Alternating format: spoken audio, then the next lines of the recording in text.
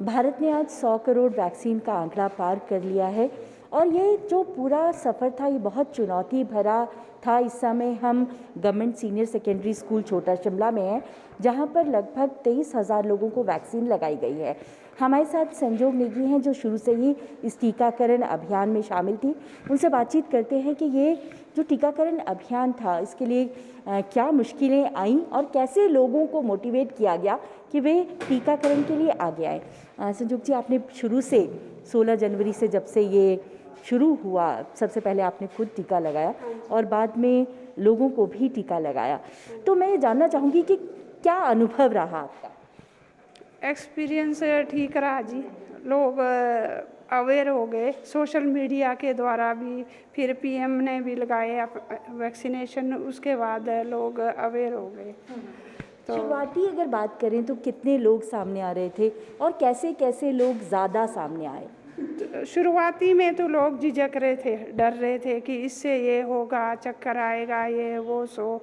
फिर बाद में लोग अवेयर हो गए। शुरू में देखा कि लोगों को समस्या भी आई, कई लोगों को चक्कर भी आया, तो आपने किस तरह से लोगों को कहीं ना कहीं ढांढस बंधाया कि जो है घबराए नहीं, ये छोटा मोटा साइड इफ़ेक्ट है जो समय के साथ ठीक हो जाता है?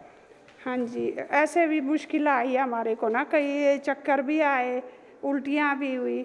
फिर डॉक्टर साहब होते थे हमारे साथ ना, तो उन्होंने मैनेज कर लिया। हमारे साथ डॉक्टर हितेन भी हैं, राज्य टीकाकरण अधिकारी हैं। उनसे जानना चाहेंगे कि अगर हिमाचल प्रदेश की बात की जाए तो कितना मुश्किल था ये टीकाकरण अभियान?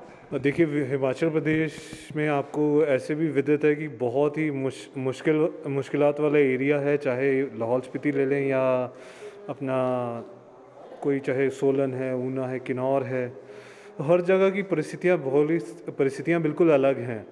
तो हम बात करें अगर वैक्सीनेशन की, तो हम एक सबसे पहला स्टेट बने थे जिन्होंने अपना वैक्सीनेशन जो है कंप्लीट किया था। और इसमें डेफिनेटली हर चीज़ का, चाहे वो वैक्सीन ट्रांसपोर्टेशन, कोल्ड चेन या वैक्सीन लगाना, स्ट्रैटेजी बिल्ड करना, किस तरह हमें संपूर्ण कराना है।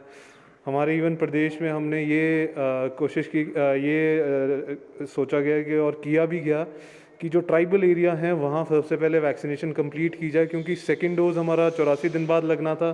तो नेचुरली 84 दिन जो हैं सर्दियों से पहले ख़त्म हो जाएं, तो इसलिए उस तरह से हमने जो है अपने रणनीति में बदलाव भी किए। और आज किन्नौर ने अपना सेकेंड डोज़ का भी वैक्सीनेशन कंप्लीट कर दिया है। पर ऑल क्रेडिट गोज़ टू जो हमारे जो फ्रंट लाइन में जो काम कर रहे हैं, चाहे वो विभिन्न विभाग हैं और हमारी एएनएम्स हैं, आशाज़ हैं, और हमारे मेल जितने भी वर्कर्स हैं, या हमारे जो विभिन्न विभागों में जैसे पंचायत वालों ने काफ़ी मिलके जो है सभी ने वैक्सीनेशन कंप्लीट करने के लिए काम किया। और हमने फर्स्ट डोज तो कंप्लीट की ही, और करंटली हम सेकेंड डोज में भी 56% जो है हम कर चुके हैं। और हमारी कोशिश ये है कि हम जल्दी से जल्दी इस वैक्सीनेशन को, सेकेंड डोज को भी जो है स्टेट में जो हमारा टारगेट है उसको कंप्लीट कर लेंगे। जी, हमने देखा कि लोग जो है जेसीबी पे चढ़कर, कहीं क्रेन में चढ़कर दूर दराज के इलाके में पहुंचे। आपको क्या लगता है कि क्या मोटिवेशन था, किस वजह से वो इतने मोटिवेटेड थे? ये एक हमारा सबका इकट्ठा एक एफर्ट था, जिसमें मतलब सभी का जोश तो ज़रूरी था, चाहे वो एक टॉप एंड पे बैठा है या नीचे ग्राउंड लाइन पे बैठे हैं। कि एक तो कोविड का पेंडेमिक चल रहा था और उसमें जिस तरह से देखा जा रहा था कि जिस तरह हाल चल रहा है, तो एक सिर्फ वैक्सीन ही एक ओनली हमारा जो है हथियार रह गया था जिससे हम प्रोफिलैक्सिस ला सकते थे और सबको मतलब बचा सकते थे। सो हमारे सभी ने मिलके इसमें, चाहे जेसीबी से जाके, मैं आपको इवन बताऊंगा कि कुल्लू जैसे एरिया में भी थ्रू जो है इससे वायर्स के थ्रू जो है वैक्सीन ट्रांसपोर्ट हुई। लोग बहुत दूर दूर तक पैदल वैक्सीन कैरियर के साथ गए, चाहे वो कोई आप सिरमौर में देखें तो कोई खड्ड के बीच में से जा रहा है, कोई पत्थरों के बीच में से जा रहा है, कहीं स्लाइड्स हो रहे हैं। और आपका किन्नौर के एरिया में देखें तो वहाँ तो मतलब मैं खुद जो वहाँ के जो जिस तरह की परिस्थितियाँ हैं वो बहुत ही मुश्किल हैं कि स्कैटर्ड पॉपुलेशन है। तो उनको भी एक जगह इकट्ठा करना, उनको मोटिवेट करना कि जी आप इस दिन आओ वैक्सीन लगवाने, तो काफ़ी ज़्यादा इस पे जो है सभी ने मिलके बहुत सारा काम किया है। और चाहे वो अर्बन एरिया है, अर्बन एरिया में कई जगह लोगों ने एक एक वैक्सीनेटर ने 700 वैक्सीनेशंस की हैं एक दिन में, जिसके लिए अलग से हमने वेरीफायर्स की टीम भी लगाई। यहाँ सुमटी की बात करें, यहाँ भी मतलब हमेशा हमारा बहुत ज़्यादा वैक्सीनेशन यहाँ चलता रहा है। क्योंकि टीकाकरण एक मुश्किल प्रक्रिया होती है, लोगों को मनाना पड़ता है, लोगों को मोटिवेट करना पड़ता है। ऐसे में आपको क्या लगा कि एक जज्बा, जो प्रधानमंत्री ने खुद पहला टीका लगाया, तो क्या उससे लोगों में एक जज्बा आया कि हाँ हमें इस लक्ष्य को पूरा करना है? प्रधानमंत्री जी ने तो बिल्कुल वो करवाया, अपना डोज करवा के हमारी वैक्सीनेशन बढ़ी ही। हमने यहाँ पे भी अपने लेवल पे भी, चाहे रिलीजियस लीडर्स हैं, लोकल एंड पे है, इवन हमारा अपना जो है एक सुरक्षा अभियान चला था आईसी के लिए, वो भी काफ़ी इफ़ेक्टिव रहा, जिसमें हमने लोगों को जागरूक किया, चाहे वो सोशल मीडिया की तरफ से हो, चाहे आपके माध्यम से हो, तो जागरूकता की गई। इवन आशा ने भी अपने ग्राउंड लेवल पे अपना हेल्थ वर्कर जो है, कई मैं ऊना में भी ऐसे एग्जांपल हैं जो मतलब माइग्रेंट जो लेबर्स हैं, जिनको मनाना बहुत मुश्किल होता है कि जी आप वैक्सीन लगवा लो, क्योंकि उनका दिहाड़ी, पर उनके भी लिए भी बहुत अच्छे से सबने काम किया है। जब सबसे पहले टीका लगने की बात आई और हेल्थ वर्कर्स पर, तो कहीं ऐसा मन में था कि क्यों हम ही क्यों?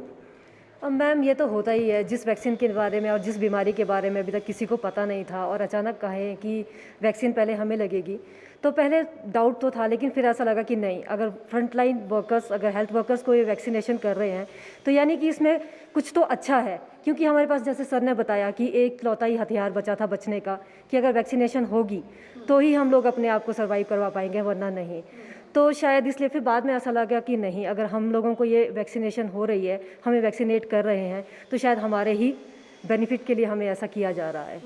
इसमें फिर नहीं रहा डाउट उसके बाद। डॉक्टर दीक्षा, कोई एक्सपीरियंस आप हमारे साथ शेयर करना चाहें? मैम, वैक्सीनेशन में काफ़ी ज़्यादा लोगों के साथ बहुत दिक्कत आई, लोगों को समझाने के लिए कि आप प्लीज़ करिए, क्योंकि लोगों को ये डाउट था, पहले लोगों को गलत, मतलब उनके पास मिथ्स ज़्यादा होते हैं कि इसमें साइड इफ़ेक्ट्स क्या होगा, या फीमेल्स में ज़्यादा साइड इफ़ेक्ट रहेंगे। तो हम लोगों ने यही समझाया कि जब हमें नहीं हुआ, हम फर्स्ट ऑफ ऑल आपके एग्जाम्पल हम हैं, अगर हमें कुछ नहीं हुआ तो आपको भी कुछ नहीं होगा।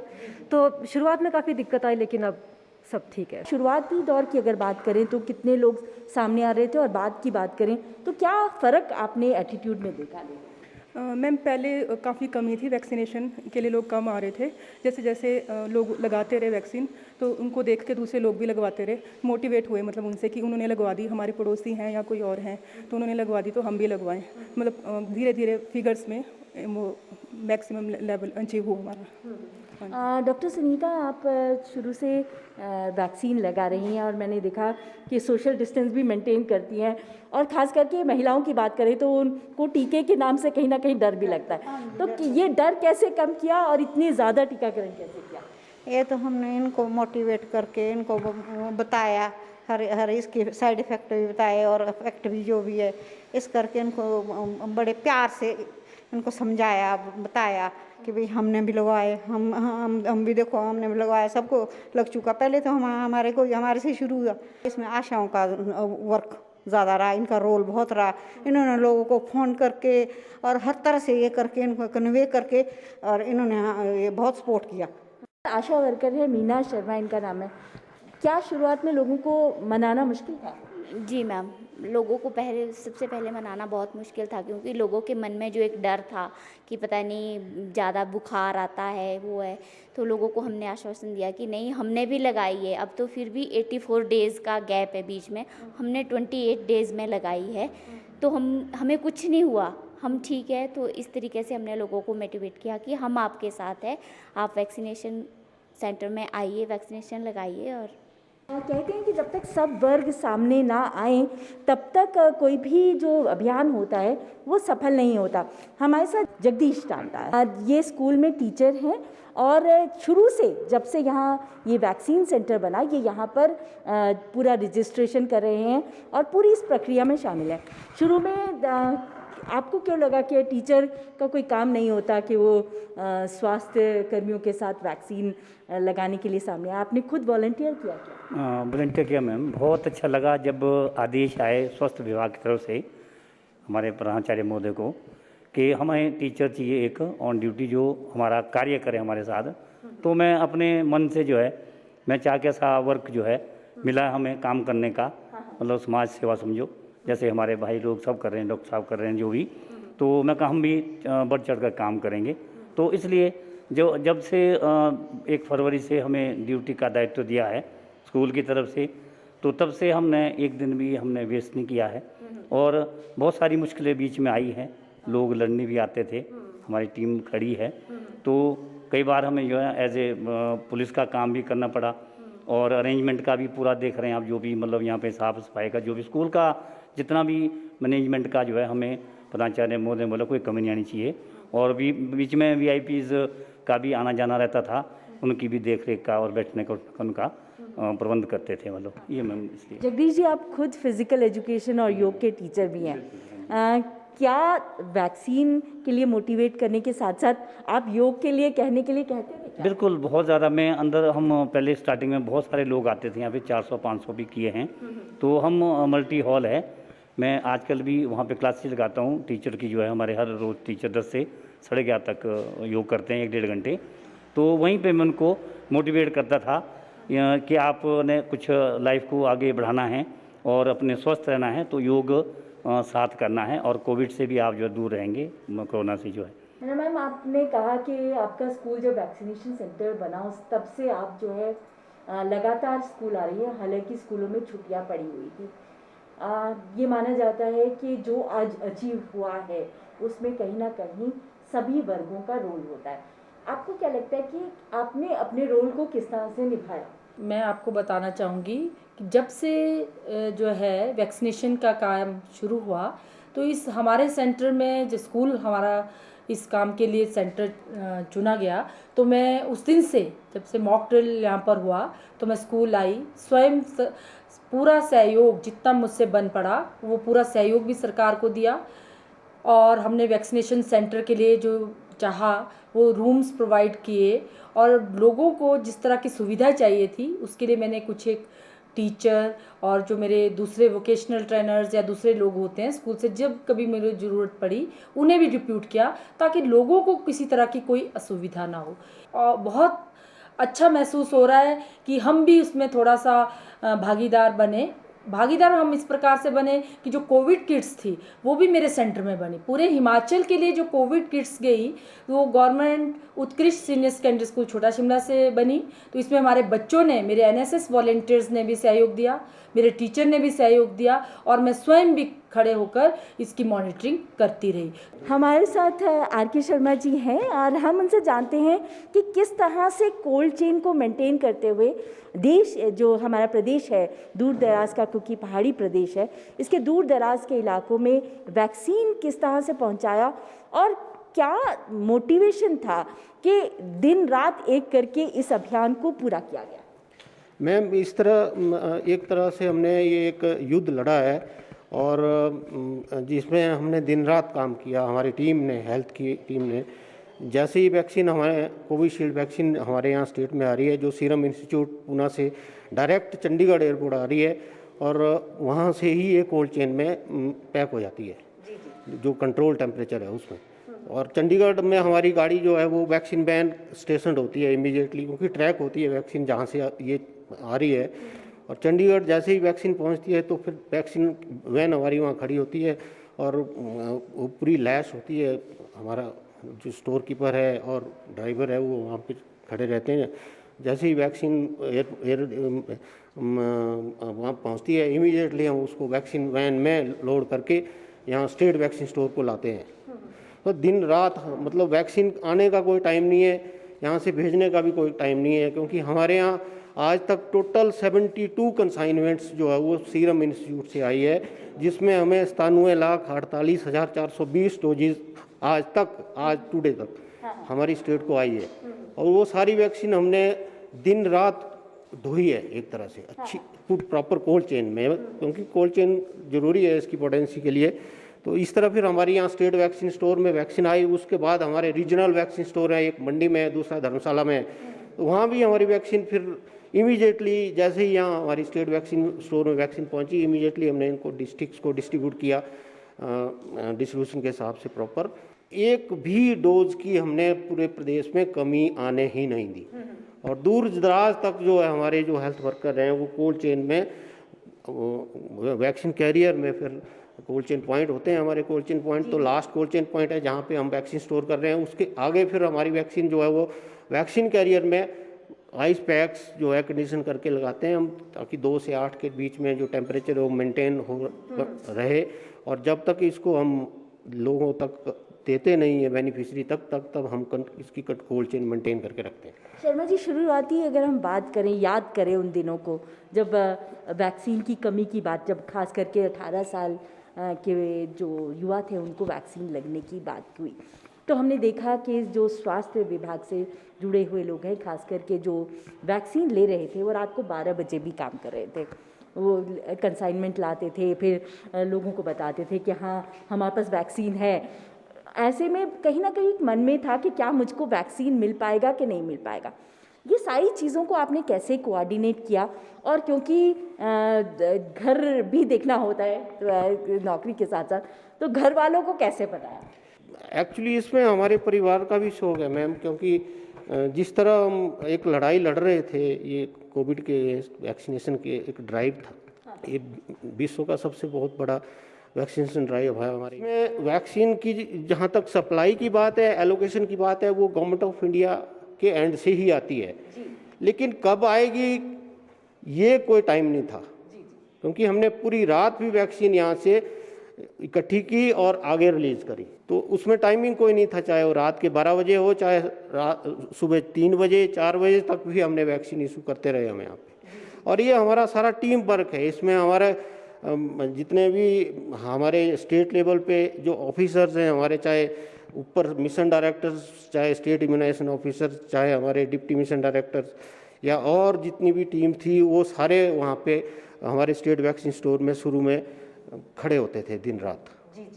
और पूरी जब तक वैक्सीन यहाँ से प्रत्येक ज़िले को नहीं जा रही थी, तब तक वो इंश्योर करते थे कि इसको कैसे मैनेज करें, कैसे हम लास्ट पॉइंट तक इसको पहुँचाएँ वैक्सीन को। तो आप मुझे बताएं कि क्योंकि शुरुआत में ये कहा मैंने, जैसे बताया कि वैक्सीन की डोज सेंट्रल गवर्नमेंट से कम आ रही थी, ऐसे में ये प्लान करना कि भाई सब जगह जाएंगे, आप से भी मैं जानना चाहूँगी डॉक्टर साहब कि प्लान करना कि किस ज़िले में कितनी वैक्सीन जाए और लोगों में, ताकि एक कहीं ना कहीं विश्वास बने कि हमें वैक्सीन मिलेगा। देखिए, इसमें हमारे 2 स्टेट लेवल पे कमेटीज़ हैं, state steering committee and state task force of immunisation committee जो है। यहाँ पे डिसीजन होता था कि हम वैक्सीन अगर जो भी भारत सरकार से हमें आ रही है, हमें उसको किस तरह आवंटित करना है। और इवन इसमें हमने ये भी स्ट्रैटेजी बनाई कि हमारे जैसे वीक में, अगर आपको याद होगा कि हमने वीक में 2 दिन फिक्स कर दिए थे कि इन दिनों में वैक्सीनेशन आपका रहेगा, इन डेज पे होगा और सभी ज़िलों में एक साथ होगा। चाहे वो ऑनलाइन पब्लिशिंग, उस टाइम ऑनलाइन होता था 18+ का एज ग्रुप में, तो उसमें ऑनलाइन में भी हम ये एक स्पेसिफिक टाइमिंग फिक्स किया था। ये सारी स्ट्रैटेजी बिल्डिंग जो है, ताकि जो है वैक्सीन ईगरनेस जिस बात आप कर रहे हैं वो ना रहे लोगों में, ऐसा ना है कि भी हमें नहीं मिली।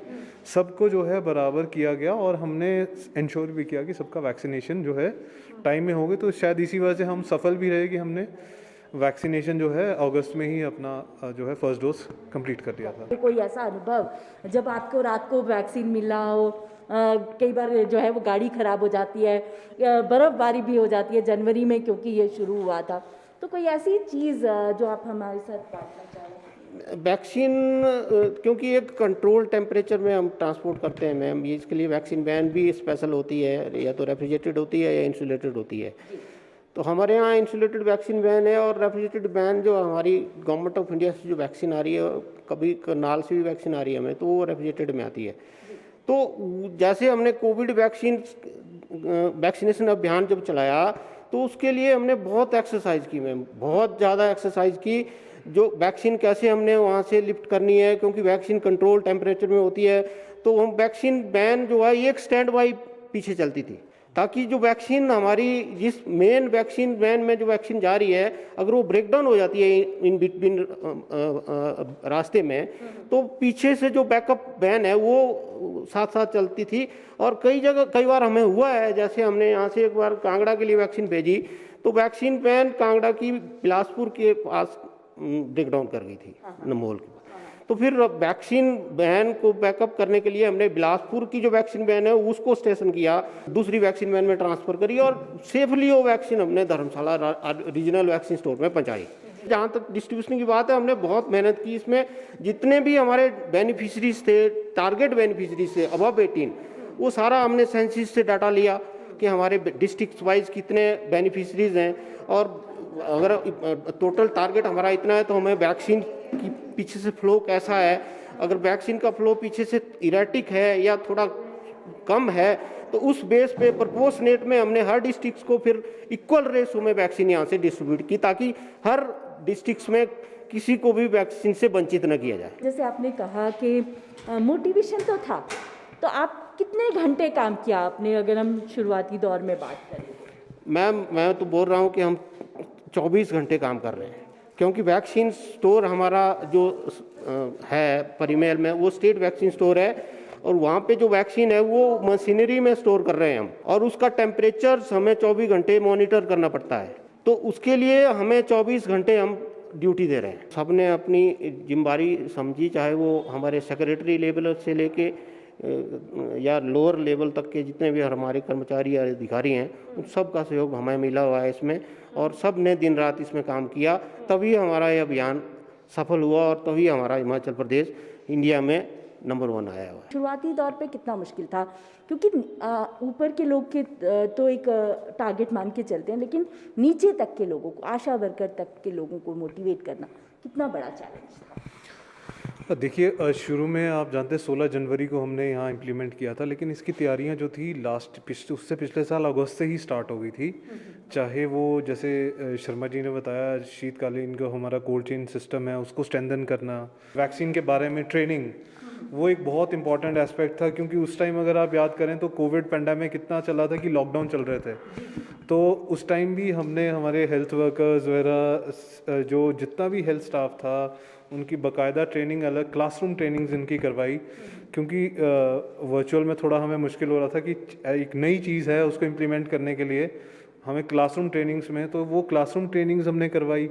फिर आपको याद होगा कि हमने इवन डेटा वगैरह जो इकट्ठा किया कि पहले हेल्थ केयर वर्कर्स को लगना था, वो हेल्थ वर्कर्स का डेटा इकट्ठा करना, चाहे वो एक ग्रास रूट लेवल से, चाहे आंगनवाड़ी कार्यकर्ता है या एमसी में कोई सफाई कर्मचारी है, इन सब का डेटा इकट्ठा किया गया और डाला गया, तब जाके ये इम्प्लीमेंटेशन हुई। तो इसमें जो बेसिक हमें जो चैलेंजेस हर लेवल पे थे, क्योंकि एक नया प्रोग्राम था तो उसको किस तरह इम्प्लीमेंट करना है, पर हाँ ये ज़रूर था, मैं दोबारा यही कहूँगा कि जो हमारे इवन चाहे हमारे टॉप पे जो चीफ सेक्रेटरी सर, हमारे जो MD sir, deputy MD sir, इन सब के जो है कंटिन्यूस रिगरस मॉनिटरिंग होती थी। मुझे आज भी याद है कि मैं आपको 16 जनवरी को हम आई थिंक ऑफिस से भी बहुत लेट नाइट, डिस्ट्रिक्ट से भी अपने ऑफिस से बहुत लेट नाइट गए, क्योंकि दूसरे दिन हमें ये इम्प्लीमेंटेशन करनी थी। तो काफ़ी ज़्यादा इसमें